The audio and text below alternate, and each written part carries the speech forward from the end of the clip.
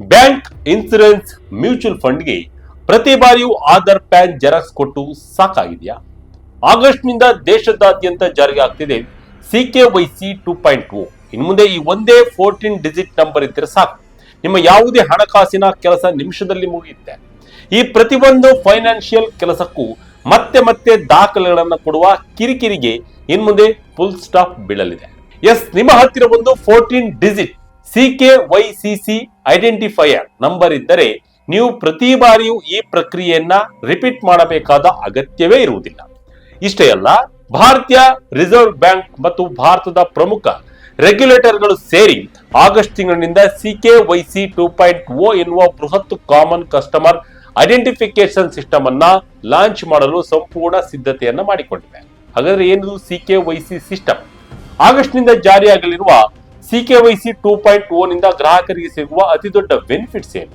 ಈ 14 digit CKYC number ನಿಮಗೆ ಹೇಗೆ ಚೆಕ್ ಮಾಡಿಕೊಳ್ಳಬಹುದು ಮತ್ತು ಈ ಸಿಸ್ಟಮ್ ನಿಂದ ಸೇಫ್ ಬ್ಯಾಂಕಿಂಗ್ ಹೇಗೆ ಸಾಧ್ಯ ಎನ್ನುವ ಕಂಪ್ಲೀಟ್ ಡೀಟೇಲ್ಸ್ ಅನ್ನ ಈ ವಿಡಿಯೋದಲ್ಲಿ ನೋಡೋಣ ಬನ್ನಿ. ಆಗಸ್ಟ್ ನಿಂದ CKYC 2.0 ಸಿಸ್ಟಮ್ ಶುರು. ಬ್ಯಾಂಕ್, ಇನ್ಸೂರೆನ್ಸ್, MFಗೆ ಒಂದೇ KYC. ವೀಕ್ಷಕರೇ, ಮೊದಲನೇದಾಗಿ ಏನಿದು CKYC ಅನ್ನೋದನ್ನ ನೋಡೋಣ. CKYC ಅಂದರೆ ಸೆಂಟ್ರಲ್ ನೋ ಯುವರ್ ಕಸ್ಟಮರ್. ಇದು ಸೆಂಟ್ರಲ್ KYC ರೆಕಾರ್ಡ್ ರಿಜಿಸ್ಟ್ರಿ ನಿರ್ವಹಿಸುವ ಗ್ರಾಹಕರ KYC ದಾಖಲೆಗಳ ಒಂದು ಕೇಂದ್ರ ಬ್ಯಾಂಕ್ ಅಥವಾ ಸೆಂಟ್ರಲ್ ರೆಪಾಸಿಟರಿ ಆಗಿದೆ. ಸರಳವಾಗಿ ಹೇಳ್ಬೇಕಂದ್ರೆ, ನೀವು ಯಾವುದಾದರೂ ಒಂದು ಬ್ಯಾಂಕ್, NFFC, ಮ್ಯೂಚುವಲ್ ಫಂಡ್ ಸಂಸ್ಥೆ ಅಥವಾ ಇನ್ಸೂರೆನ್ಸ್ ಕಂಪನಿಯಲ್ಲಿ ಒಮ್ಮೆ KYC ಪ್ರಕ್ರಿಯೆಯನ್ನ ಕಂಪ್ಲೀಟ್ ಮಾಡಿದರೆ ನಿಮಗೆ 14 ಡಿಜಿಟ್ ನ ಒಂದು ಯೂನಿಕ್ CKYC ಐಡೆಂಟಿಫೈಯರ್ ಅಥವಾ KN ಅಂದ್ರೆ KYC ಐಡೆಂಟಿಫಿಕೇಶನ್ ನಂಬರ್ ಸಿಗುತ್ತದೆ. RBI ನ KYC FAಗೂ ಪ್ರಕಾರ ಈ 14 ಡಿಜಿಟ್ CKYC ನಂಬರ್ ಅನ್ನ ಬಳಸಿಕೊಂಡು ಯಾವುದೇ ನಿಯಂತ್ರಿತ ಹಣಕಾಸು ಸಂಸ್ಥೆಯು ನಿಮ್ಮ ಬಳಿ ಮತ್ತೆ ಫ್ರೆಶ್ ಡಾಕ್ಯುಮೆಂಟ್ಸ್ ಅನ್ನ ಕೇಳುವ ಬದಲಿಗೆ ಸೆಂಟ್ರಲ್ ರಿಜಿಸ್ಟ್ರಿಯಿಂದಲೇ ನಿಮ್ಮ KYC ರೆಕಾರ್ಡ್ ಗಳನ್ನ ಎಲೆಕ್ಟ್ರಾನಿಕ್ ಆಗಿ ರಿಟ್ರೀಟ್ ಮಾಡಿಕೊಳ್ಳಲು ಸಾಧ್ಯವಾಗುತ್ತದೆ. ಆಗಸ್ಟ್ ನಿಂದ RBI ಬಿಗ್ ಕ್ರಾಂತಿ ಶುರು. ಬ್ಯಾಂಕ್ಗಳು, ಇನ್ಸೂರೆನ್ಸ್ ಕಂಪನಿಗಳಲ್ಲಿ ಚಾಲನೆ. ಇಲ್ಲಿ ಗಮನಿಸಬೇಕಾದ ಅಂಶ ಅಂದ್ರೆ CKYC ಯನ್ನ RBI ಈ ಮೊದಲೇ ತಂದಿತ್ತು, ಆದರೆ ಅಷ್ಟೊಂದು ಸುದ್ದಿಯಾಗಿದ್ದಿಲ್ಲ. ಮುಂದಿನ ತಿಂಗಳು ಅಥವಾ ಆಗಸ್ಟ್ ತಿಂಗಳಲ್ಲಿ ಭಾರತೀಯ ಬ್ಯಾಂಕ್ಗಳು ಮತ್ತು ಇನ್ಸೂರೆನ್ಸ್ ಕಂಪನಿಗಳು ಕಾಮನ್ ಕಸ್ಟಮರ್ ಐಡೆಂಟಿಫಿಕೇಶನ್ ಸಿಸ್ಟಮ್ ಅಂದರೆ CKYC 2.0 ಅನ್ನ ಅಧಿಕೃತವಾಗಿ ಲಾಂಚ್ ಮಾಡಲಿವೆ. ಆನಂತರ ಅಸೆಟ್ಸ್ ಮ್ಯಾನೇಜರ್ಗಳು ಅಂದರೆ ಮ್ಯೂಚುವಲ್ ಫಂಡ್ ಸಂಸ್ಥೆಗಳು ಮತ್ತು ಬ್ರೋಕರೇಜ್ಗಳು ಈ ಸಿಸ್ಟಮ್ಗೆ ಸೇರ್ಪಡೆಯಾಗಲಿವೆ. ಈ ಹೊಸ CKYC 2.0 ವ್ಯವಸ್ಥೆಯಡಿ ಗ್ರಾಹಕರು ಹೊಸ ಅಕೌಂಟ್ ಓಪನ್ ಮಾಡುವಾಗ ಅಥವಾ ತಮ್ಮ ಡೀಟೇಲ್ಸ್ ಅಪ್ಡೇಟ್ ಮಾಡುವಾಗ ಸೆಂಟ್ರಲ್ ರಿಜಿಸ್ಟ್ರಿಯಲ್ಲಿ ಸ್ಟೋರ್ ಆಗಿರುವ ಡೇಟಾವನ್ನ ಪಡೆದುಕೊಳ್ಳಲು ಕೇವಲ ತಮ್ಮ ಕನ್ಸೆಂಟ್ ಅಂದರೆ ಸಮ್ಮತಿಯನ್ನ ನೀಡಿದ್ರೆ ಸಾಕಾಗುತ್ತೆ. ಸಿಂಗಾಪುರ್ ಮತ್ತು ಹಲವು ಯುರೋಪಿಯನ್ ದೇಶಗಳಲ್ಲಿರುವಂತೆ ಒಂದೇ ಒಂದು ಡಿಜಿಟಲ್ ಐಡೆಂಟಿಟಿ ಫ್ರೇಮ್ ವರ್ಕ್ ಮೂಲಕ ಗ್ರಾಹಕರು ಹಲವು ಹಣಕಾಸು ಉತ್ಪನ್ನಗಳನ್ನ ಸುಲಭವಾಗಿ ಪಡೆಯುವಂತೆ ಮಾಡಲು ಭಾರತ ಕಳೆದ 10ಕ್ಕೂ ಹೆಚ್ಚು ವರ್ಷಗಳಿಂದ ಪ್ರಯತ್ನಿಸ್ತಾ ಇತ್ತು. ಆ ಪ್ರಯತ್ನಕ್ಕೆ ಈಗ CKYC 2.0 ಮೂಲಕ ದೊಡ್ಡ ಯಶಸ್ಸು ಸಿಗ್ತಾ ಇದೆ.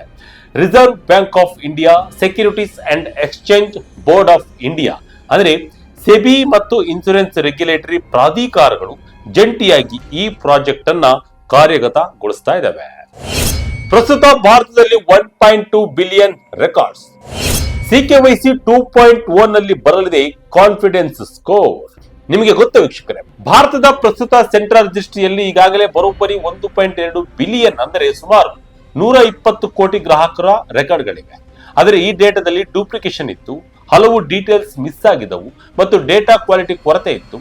ಈ ಕಾರಣಕ್ಕಾಗಿ ಆ ರೆಕಾರ್ಡ್ಗಳು RBI ಪೂರ್ತಿಯಾಗಿ ಒಪ್ಪಿಕೊಳ್ತಾ ಇರಲಿಲ್ಲ ಮತ್ತು ಗ್ರಾಹಕರು ಬೇರೆ ಫೈನಾನ್ಷಿಯಲ್ ಪ್ರಾಡಕ್ಟ್ ತೆಗೆದುಕೊಳ್ಬೇಕಾದ್ರೆ ಮತ್ತೆ ದಾಖಲೆಗಳನ್ನ ಸಲ್ಲಿಸಬೇಕಾಗ್ತಿತ್ತು.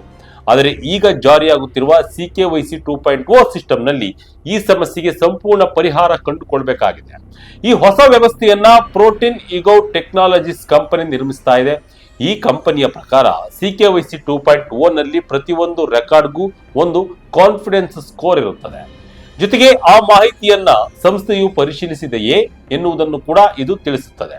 ಅಂದರೆ ಈ ಮ್ಯಾಟ್ರಿಕ್ಸ್ ಮೂಲಕ ಗ್ರಾಹಕರ ಡೇಟಾವನ್ನ ಎಷ್ಟು ನಂಬಬಹುದು ಎನ್ನುವುದು ಹಣಕಾಸು ಸಂಸ್ಥೆಗಳಿಗೆ ಸ್ಪಷ್ಟವಾಗಿ ತಿಳಿಯುತ್ತದೆ.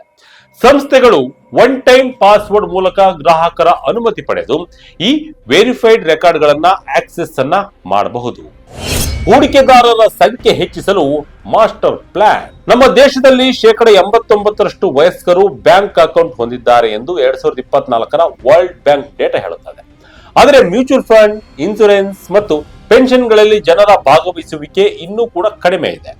ಈ CKYC 2.0 ಸಿಸ್ಟಮ್ ಬರುವುದರಿಂದ ಈ ವಲಯದಲ್ಲಿ ಹೂಡಿಕೆದಾರರ ಸಂಖ್ಯೆ ಭಾರಿ ಪ್ರಮಾಣದಲ್ಲಿ ಹೆಚ್ಚಾಗಲಿದೆ. SBI ಬ್ಯಾಂಕ್ ಒಂದರಲ್ಲಿ 500 ಮಿಲಿಯನ್ ಅಂದರೆ 50 ಕೋಟಿ ಬ್ಯಾಂಕ್ ಅಕೌಂಟ್ಗಳಿವೆ. ಈ ಯೂನಿವರ್ಸಲ್ ಕಸ್ಟಮರ್ ಐಡೆಂಟಿಫಿಕೇಶನ್ ಬಂದ ಮೇಲೆ ಈ ಅರ್ಹ ಗ್ರಾಹಕರಲ್ಲಿ ಸಣ್ಣ ಪ್ರಮಾಣದ ಜನರು ಹೂಡಿಕೆ ಮಾಡಲು ಶುರು ಮಾಡಿದರೂ ಅದು ಮ್ಯೂಚುವಲ್ ಫಂಡ್ ಇಂಡಸ್ಟ್ರಿಗೆ ದೊಡ್ಡ ಮೈಲುಗಲ್ಲಾಗಲಿದೆ. ಇನ್ಸೂರೆನ್ಸ್ ಕಂಪನಿಗಳು ತಮ್ಮ ಕೆಪಾಸಿಟಿ ಬಿಲ್ಡ್ ಮಾಡುತ್ತಿದ್ದು ಇನ್ನು ಕೆಲವೇ ದಿನಗಳಲ್ಲಿ ಅಥವಾ ಆಗಸ್ಟ್ ವೇಳೆಗೆ ಇದರ ಪ್ರಕ್ರಿಯೆ ಲೈವ್ ಆಗುವ ನಿರೀಕ್ಷೆ ಇದೆ.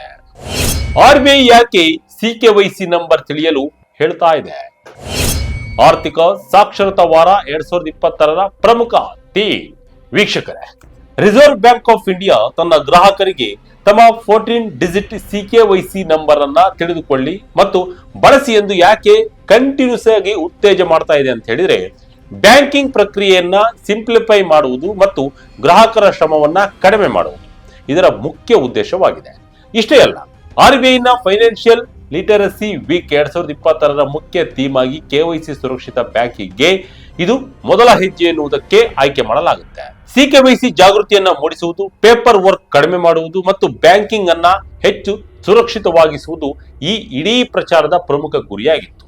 ಇನ್ನು ನಿಮಗೆ ಗೊತ್ತಾ, ನಿಮ್ಮ ಬ್ಯಾಂಕ್ ನೆಟ್ ಬ್ಯಾಂಕಿಂಗ್ಗೆ ಲಾಗಿನ್ ಆಗಿ ಪ್ರೊಫೈಲ್ ವಿಭಾಗ ನೋಡಿದ್ರೆ ಅಥವಾ ಬ್ಯಾಂಕ್ ಪಾಸ್ಬುಕ್ ಸ್ಟೇಟ್ಮೆಂಟ್ ನೋಡಿದ್ರೆ ಅಲ್ಲಿ KIN ಅಥವಾ CKYC ID ಎಂದು 14 ಅಂಕಿಗಳ ನಂಬರ್ ಈಗಾಗಲೇ ಮುದ್ರಿತವಾಗಿರಬಹುದು. ಆಲ್ರೆಡಿ ಬ್ಯಾಂಕ್ ಅಕೌಂಟ್ ಇದ್ದವರು ಮತ್ತೆ CKYC 2.0 ಗಾಗಿ ಹೊಸದಾಗಿ ಅರ್ಜಿ ಹಾಕಬೇಕಾಗಿಲ್ಲ. ಸಿಸ್ಟಮ್ ಅಪ್ಗ್ರೇಡ್ ಆಗುತ್ತದೆ, ತಲೆ ಕೆಡಿಸಿಕೊಳ್ಳಬೇಡಿ. ಬ್ಯಾಂಕ್ಗಳು ಮತ್ತೆ ದಾಖಲೆಯನ್ನ ಕೇಳಬಹುದೇ? ಯಾವಾಗ ಫ್ರೆಶ್ KYC ನೀಡಬೇಕಾಗುತ್ತದೆ? ನಿಮ್ಮ ಮನಸ್ಸಿನಲ್ಲಿ ಒಂದು ಪ್ರಶ್ನೆ ಬರಬಹುದು. CKYC ನಂಬರ್ ಇದ್ಮೇಲೆ ಬ್ಯಾಂಕ್ಗಳು ನಮ್ಮ ಹತ್ತಿರ ಮತ್ತೆ ದಾಖಲೆಗಳನ್ನ ಕೇಳಲು ಸಾಧ್ಯವೇ ಇಲ್ಲವೇ? ಇದಕ್ಕೆ ಉತ್ತರ ಏನಂದ್ರೆ ಎಸ್, ಕೇಳಬಹುದು. ಆದರೆ ಎಲ್ಲ ಸಮಯದಲ್ಲೂ ಅಲ್ಲ. ನಿಮ್ಮ ಹತ್ತಿರ CKYC ನಂಬರ್ ಇದ್ದರೆ ನಿಯಂತ್ರಿತ ಸಂಸ್ಥೆಗಳು CKYC ರಿಜಿಸ್ಟ್ರಿಯಿಂದಲೇ ನಿಮ್ಮ ವಿವರಗಳನ್ನ ಪಡೆದುಕೊಳ್ಳಬಹುದು. ಆದರೆ ಕೆಲವು ವಿಶೇಷ ಸಂದರ್ಭಗಳಲ್ಲಿ ಬ್ಯಾಂಕ್ ಅಥವಾ ಸಂಸ್ಥೆಗಳು ನಿಮ್ಮ ಬಳಿ ಫ್ರೆಶ್ KYC ಡಾಕ್ಯುಮೆಂಟ್ ಗಳನ್ನ ಕೇಳಬಹುದು. ನಿಮ್ಮ ಹೆಸರು, ಅಡ್ರೆಸ್ ಅಥವಾ ಇತರ ಪರ್ಸನಲ್ ಡೀಟೇಲ್ಸ್ ಬದಲಾಗಿದ್ದರೆ ಮತ್ತು ಡಾಕ್ಯುಮೆಂಟ್ಸ್ ಕೇಳಬಹುದು. ನಿಮ್ಮ CKYC ರೆಕಾರ್ಡ್ ಅಪೂರ್ಣವಾಗಿದ್ದರೆ ಅಥವಾ ಪ್ರಸ್ತುತ ನಿಯಂತ್ರಣದ ಅಗತ್ಯತೆಗಳನ್ನ ಪೂರೈಸದಿದ್ದರೆ, ನಿಮ್ಮ ಗುರುತಿನ ಅಥವಾ ವಿಳಾಸದ ಆಧಾರ ದಾಖಲೆಗಳು ಎಕ್ಸ್ಪೈರ್ ಆಗಿದ್ದರೆ, ಬ್ಯಾಂಕ್ಗಳ ರಿಸ್ಕ್ ಅಸೆಸ್ಮೆಂಟ್ ಅಥವಾ ನಿಯಂತ್ರಣದ ಅಗತ್ಯಗಳ ಆಧಾರದ ಮೇಲೆ ಹೆಚ್ಚುವರಿ ಪರಿಶೀಲನೆ ಅಗತ್ಯವಿದ್ದರೆ ಮಾತ್ರ ಅವರು ಫ್ರೆಶ್ ಡಾಕ್ಯುಮೆಂಟ್ಸ್ ಅನ್ನ ಕೇಳಬಹುದು. ನಿಮ್ಮ CKYC ನಂಬರ್ ಚೆಕ್ ಮಾಡುವುದು ಹೇಗೆ? ಮಿಸ್ ಕಾಲ್ ನೀಡಿ ಪಡೆಯಿರಿ 14 ಡಿಜಿಟ್ ನಂಬರ್. ಸ್ನೇಹಿತರೆ, ಹಾಗಾದರೆ ನಿಮ್ಮ 14 ಡಿಜಿಟ್ CKYC ನಂಬರ್ ಅನ್ನ ನೀವು ಕಂಡುಹಿಡಿಯುವುದು ಹೇಗೆ ಎನ್ನುವುದಕ್ಕೆ RBI ಮತ್ತು ಗೈಡ್ಲೈನ್ಸ್ ನಲ್ಲಿ ಸಿಂಪಲ್ ಮಾರ್ಗಗಳನ್ನ ನೀಡಲಾಗಿದೆ. ಮೊದಲನೇದಾಗಿ, ನೀವು KYC ಪೂರ್ಣಗೊಳಿಸಿದ ನಿಮ್ಮ ಬ್ಯಾಂಕ್ ಅಥವಾ ಫೈನಾನ್ಷಿಯಲ್ ಇನ್ಸ್ಟಿಟ್ಯೂಷನ್ ಅನ್ನ ಸಂಪರ್ಕಿಸಿ ನಿಮ್ಮ CKYC ನಂಬರ್ ಅನ್ನ ಕೇಳಬಹುದು. ಇನ್ನು ಎರಡನೇದಾಗಿ, ನಿಮ್ಮ ರಿಜಿಸ್ಟರ್ಡ್ ಮೊಬೈಲ್ ಸಂಖ್ಯೆಯಿಂದ 7799022129 ಅಂದ್ರೆ 7799022129 ಸಂಖ್ಯೆಗೆ ಮಿಸ್ಡ್ ಕಾಲ್ ಮಾಡುವ ಮೂಲಕ ನಿಮ್ಮ ವಿವರಗಳನ್ನ ಪಡೆಯಬಹುದು. ಇನ್ನು ಮೂರನೇದಾಗಿ, CKYCindia.in ಎನ್ನುವ ಅಧಿಕೃತ CKYC ಪೋರ್ಟಲ್ಗೆ ಭೇಟಿ ನೀಡಿ ಆನ್ಲೈನ್ ನಲ್ಲಿ ನಿಮ್ಮ ವಿವರಗಳನ್ನ ಚೆಕ್ ಮಾಡಬಹುದು. ಇನ್ನು ನಾಲ್ಕನೇದಾಗಿ, ನಿಮ್ಮ ಬ್ಯಾಂಕ್ ಅಕೌಂಟ್ ಓಪನಿಂಗ್ ಡಾಕ್ಯುಮೆಂಟ್ಸ್ ಅಥವಾ KYC ಅಕ್ನಾಲೆಜ್ಮೆಂಟ್ ಗಳಲ್ಲೂ ಇದನ್ನ ಪರಿಶೀಲನೆ ಮಾಡಬಹುದು. CKYC ಅಪ್ಡೇಟ್ ಮಾಡುವುದು ಹೇಗೆ? ಒಂದು ವೇಳೆ ನಿಮ್ಮ ಅಡ್ರೆಸ್ ಅಥವಾ ಮೊಬೈಲ್ ನಂಬರ್ ಬದಲಾಗಿದ್ದರೆ ಅದನ್ನ CKYC ಯಲ್ಲಿ ಅಪ್ಡೇಟ್ ಮಾಡುವುದು ಹೇಗೆ ಅನ್ನೋದನ್ನು ನೋಡೋಣ. RBI ನಿಯಮಗಳ ಪ್ರಕಾರ ನಿಮ್ಮ KYC ದಾಖಲೆಗಳಲ್ಲಿ ಯಾವುದೇ ಬದಲಾವಣೆಯಾದರೆ ಅಥವಾ ಬದಲಾವಣೆ ಆದ 30 ದಿನಗಳ ಒಳಗಾಗಿ ನೀವು ನವೀಕರಿಸಿದ OVD ಅಂದರೆ passport, driving licence, Aadhaar, voter ID, NREGA job card ಅಥವಾ NPR ಲೆಟರ್ ಜೊತೆಗೆ ಪ್ಯಾನ್ ಅಥವಾ ಫಾರ್ಮ್ 60 ಅನ್ನ ನಿಮ್ಮ ಬ್ಯಾಂಕಿಗೆ ಸಲ್ಲಿಸಬೇಕು. ಕೇವಲ ಅಡ್ರೆಸ್ ಬದಲಾಗದಿದ್ದರೆ ನೀವು ಕೆಲವು ಸಂದರ್ಭಗಳಲ್ಲಿ ಸೆಲ್ಫ್ ಡಿಕ್ಲರೇಷನ್ ನೀಡಬಹುದು. ಅದನ್ನ ಬ್ಯಾಂಕ್ ಮುಂದಿನ 2 ತಿಂಗಳ ಒಳಗಾಗಿ ಪಾಸಿಟಿವ್ ಕನ್ಫರ್ಮೇಶನ್ ಮೂಲಕ ವೆರಿಫೈ ಮಾಡುತ್ತದೆ. ಇನ್ನು ಪಿರಿಯಾಡಿಕ್ ಕೆವೈಸಿ ಅಪ್ಡೇಟೇಷನ್ ವಿಚಾರಕ್ಕೆ ಬಂದರೆ RBI ನಿಯಮದಂತೆ ಹೈ ರಿಸ್ಕ್ ಅಂದರೆ ಹೆಚ್ಚಿನ ಅಪಾಯದ ಗ್ರಾಹಕರು ಕನಿಷ್ಠ 2 ವರ್ಷಕ್ಕೊಮ್ಮೆ, ಮೀಡಿಯಂ ರಿಸ್ಕ್ ಅಂದರೆ ಮಧ್ಯಮದ ಅಪಾಯದ ಗ್ರಾಹಕರು 8 ವರ್ಷಕ್ಕೊಮ್ಮೆ, ಲೋ ರಿಸ್ಕ್ ಅಂದರೆ ಕಡಿಮೆ ಅಪಾಯದ ಗ್ರಾಹಕರು 10 ವರ್ಷಕ್ಕೊಮ್ಮೆ ಕೆವೈಸಿಯನ್ನ ಅಪ್ಡೇಟ್ ಮಾಡಬೇಕಾಗುತ್ತದೆ. ಬ್ಯಾಂಕ್ಗಳು ನಿಮಗೆ ಮುಂಚಿತವಾಗಿಯೇ ರಿಮೈಂಡರ್ ಗಳನ್ನ ನೀಡುತ್ತವೆ. ಬ್ಯಾಂಕ್ಗಳು ಸೂಚನೆ ನೀಡಿದರೂ ನೀವು ಸ್ಪಂದಿಸದಿದ್ದರೆ ಅಕೌಂಟ್ ಕ್ಲೋಸ್ ಆಗುವ ಸಾಧ್ಯತೆ ಜಾಸ್ತಿ ಇರುತ್ತೆ. ಸಿಕೆವೈಸಿ ಮತ್ತು KRA ಕೆವೈಸಿ ನಡುವಿನ ವ್ಯತ್ಯಾಸವೇನು? ಇಲ್ಲಿ ಇನ್ನೊಂದು ಪ್ರಮುಖ ಕನ್ಫ್ಯೂಷನ್ ಎಂದರೆ ಸಿಕೆವೈಸಿ ಮತ್ತು KRA ಕೆವೈಸಿ ನಡುವಿನ ವ್ಯತ್ಯಾಸ. ಮ್ಯೂಚುವಲ್ ಫಂಡ್ ಹೂಡಿಕೆದಾರರಿಗೆ ಇದು ಅತ್ಯಂತ ಪ್ರಮುಖ. ಸಿಕೆವೈಸಿ ಎನ್ನುವುದು CAR SCI ಮೂಲಕ ನಿರ್ವಹಿಸಲ್ಪಡುವ ಬ್ಯಾಂಕ್, ಇನ್ಶೂರೆನ್ಸ್, ಮ್ಯೂಚುವಲ್ ಫಂಡ್ ಸೇರಿದಂತೆ ಇಡೀ ಫೈನಾನ್ಷಿಯಲ್ ಸೆಕ್ಟರ್ಗೆ ಅನ್ವಯವಾಗುವ ಸೆಂಟ್ರಲ್ ರಿಜಿಸ್ಟ್ರಿ ಆಗಿದೆ. ಆದರೆ KRA ಅಥವಾ ಕೆವೈಸಿ ರಿಜಿಸ್ಟ್ರೇಷನ್ ಏಜೆನ್ಸಿ ಎನ್ನುವುದು ಮುಖ್ಯವಾಗಿ ಮ್ಯೂಚುವಲ್ ಫಂಡ್ಗಳು, ಬ್ರೋಕರ್ಗಳು ಮತ್ತು ಡಿಮ್ಯಾಟ್ ಅಕೌಂಟ್ಗಳಂತಹ ಸೆಬಿ ನಿಯಂತ್ರಿತ ಕ್ಯಾಪಿಟಲ್ಗಳಿಗಾಗಿ ಮಾರ್ಕೆಟ್ಗಳು ಬಳಸಲಾಗುವ ಸಿಸ್ಟಮ್ ಆಗಿದೆ. ಆದ್ದರಿಂದ ನಿಮ್ಮ ಮ್ಯೂಚುವಲ್ ಫಂಡ್ ಅಪ್ಲಿಕೇಶನ್ ಅಲ್ಲಿ ಕೆವೈಸಿ ಪೆಂಡಿಂಗ್ ಎಂದು ಬಂದರೆ ನಿಮ್ಮ ವಿವರಗಳು ಸಿಕೆವೈಸಿ ಮತ್ತು KRA ಎರಡೂ ಸಿಸ್ಟಮ್ಗಳಲ್ಲಿ ಮ್ಯಾಚ್ ಆಗುತ್ತಿವೆ ಎಂದು ಖಚಿತಪಡಿಸಿಕೊಳ್ಳುವುದು ಒಳ್ಳೆಯದು. ಆದರೆ ನೆನಪಿಡಿ, ಸಿಕೆವೈಸಿ ಎನ್ನುವುದು ಎಲ್ಲಾ ಫೈನಾನ್ಷಿಯಲ್ ಅಕೌಂಟ್ಗಳಿಗೂ ಕಡ್ಡಾಯವೇ ಎಂದರೆ ಇಲ್ಲ. ಇದು ಒಂದು ಸೆಂಟ್ರಲೈಸ್ಡ್ ಸಿಸ್ಟಮ್ ಆಗಿದ್ದು ಸಂಸ್ಥೆಗಳು ತಮಗೆ ಅಗತ್ಯವಿದ್ದಾಗ ಮಾತ್ರ ಇದನ್ನ ಬಳಸಿಕೊಳ್ಳುತ್ತವೆ. ಫೇಕ್ ಕೆವೈಸಿ ಮೆಸೇಜ್ಗಳಿಗೆ ಮೋಸ ಹೋಗಬೇಡಿ. ಇನ್ನು ವಿಡಿಯೋ ಮುಗಿಸುವ ಮುನ್ನ ಒಂದು ಇಂಪಾರ್ಟೆಂಟ್ ವಿಷಯವನ್ನ ನಾನು ನಿಮಗೆ ಹೇಳಲೇಬೇಕು. RBI ನೀಡಿದ ಅತಿದೊಡ್ಡ ಎಚ್ಚರಿಕೆಯನ್ನ ನೀವು ನೆನಪಿನಲ್ಲಿಡಬೇಕು. ಇತ್ತೀಚಿನ ದಿನಗಳಲ್ಲಿ ನಿಮ್ಮ ಬ್ಯಾಂಕ್ ಕೆವೈಸಿ ಎಕ್ಸ್ಪೈರ್ ಆಗಿದೆ, ತಕ್ಷಣ ಲಿಂಕ್ ಕ್ಲಿಕ್ ಮಾಡಿ ಅಪ್ಡೇಟ್ ಮಾಡಿ, ಇಲ್ಲದಿದ್ದರೆ ಅಕೌಂಟ್ ಬ್ಲಾಕ್ ಆಗುತ್ತದೆ ಎನ್ನುವ ನಕಲಿ SMS, ವಾಟ್ಸ್ಆಪ್ ಮೆಸೇಜ್ ಮತ್ತು ಫೋನ್ ಕರೆಗಳು ಹೆಚ್ಚಾಗಿವೆ. ರಿಸರ್ವ್ ಬ್ಯಾಂಕ್ ಆಫ್ ಇಂಡಿಯಾ ಗ್ರಾಹಕರಿಗೆ ಈ ಬಗ್ಗೆ ಬಹಳ ಸ್ಪಷ್ಟವಾಗಿ ಕಮ್ಯುನಿಕೇಟ್ ಮಾಡಿದೆ. ಯಾವುದೇ ಕಾರಣಕ್ಕೂ ಅಂತಹ ಅನಧಿಕೃತ ಲಿಂಕ್ ಗಳನ್ನ ಕ್ಲಿಕ್ ಮಾಡಬೇಡಿ. ನಿಮ್ಮ OTP, ಪಾಸ್ವರ್ಡ್ ಅಥವಾ UPI ಪಿನ್ ಅನ್ನ ಯಾರೊಂದಿಗೂ ಹಂಚಿಕೊಳ್ಳಬೇಡಿ. ಕೆವೈಸಿ ಅಪ್ಡೇಷನ್ ಅನ್ನ ಕೇವಲ ನಿಮ್ಮ ಬ್ಯಾಂಕ್ ನ ಅಧಿಕೃತ ಆಪ್, ವೆಬ್ಸೈಟ್ ಅಥವಾ ಬ್ರಾಂಚ್ಗೆ ಹೋಗಿ ಮಾತ್ರ ಪೂರ್ಣಗೊಳಿಸಿ. ಇಲ್ಲದಿದ್ದರೆ ವಂಚನೆಗೆ ಒಳಗಾಗುವ ಅಪಾಯವಿರುತ್ತದೆ. ಆದ್ದರಿಂದ ನಿಮ್ಮ ಎಚ್ಚರಿಕೆಯಲ್ಲಿ ನೀವು ಇರಬೇಕಾಗುತ್ತೆ. ಒಟ್ಟಿನಲ್ಲಿ ಆಗಸ್ಟ್ ನಿಂದ ಜಾರಿಯಾಗಲಿರುವ ಸಿಕೆವೈಸಿ 2.0 ವ್ಯವಸ್ಥೆಯು ಭಾರತದ ಬ್ಯಾಂಕಿಂಗ್ ಮತ್ತು ಹೂಡಿಕೆ ಕ್ಷೇತ್ರದಲ್ಲಿ ಭಾರಿ ದೊಡ್ಡ ಬದಲಾವಣೆಯನ್ನು ತರಲಿದೆ. 14 ಡಿಜಿಟ್ ಸಿಕೆವೈಸಿ ನಂಬರ್ ಹೊಂದಿದ್ದರೆ ಸಾಕು. ಪದೇ ಪದೇ ಡಾಕ್ಯುಮೆಂಟ್ ನೀಡುವ ಶ್ರಮ ತಪ್ಪುತ್ತದೆ ಮತ್ತು ನಿಮ್ಮ ಟೈಮ್ ಕೂಡ ಸೇವ್ ಆಗುತ್ತದೆ.